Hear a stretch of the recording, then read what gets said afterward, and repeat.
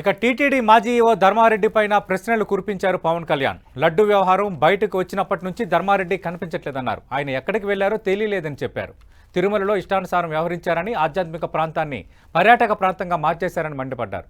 తన కుమారుడు చనిపోతే 11 రోజులు కాకముందే నిబంధనలను అతిక్రమించి తిరుమలకు వెళ్లారని, ఇది మనోభావాలను దెబ్బతీసినట్టు కాదా అని ప్రశ్నించారు పవన్ కళ్యాణ్.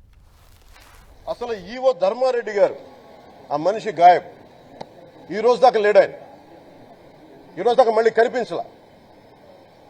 ధర్మారెడ్డి గారు నేను మిమ్మల్ని చూశాను. ఆ రోజున నేను దర్శనానికి వచ్చినప్పుడు మీరందరూ ఎలా ప్రవర్తించారో నాకు తెలుసు, నేను చూశా.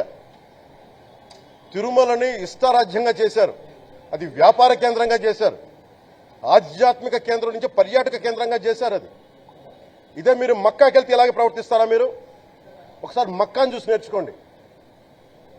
ఇస్లాంని పాటించే ప్రతి ముస్లిం ఎంత పవిత్రంగా పాటిస్తాడో చూడండి. అక్కడ అథారిటీస్ అడగండి.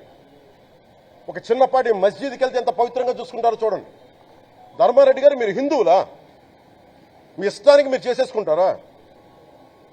మీ బిడ్డ చనిపోయాడు, చనిపోయిన కనీసం 11 రోజులు లోపలికి రాకూడదు, ఈ లోపల వచ్చేస్తారా మీరు?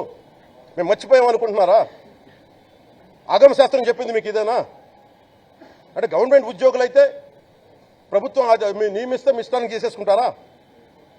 మాకు బాధలు ఉండవనుకుంటున్నారా? ఇదే మీరు ఒక ఇస్లాంకి చేస్తే అపచారం జరిగితే మీరు ఏం చేస్తారు?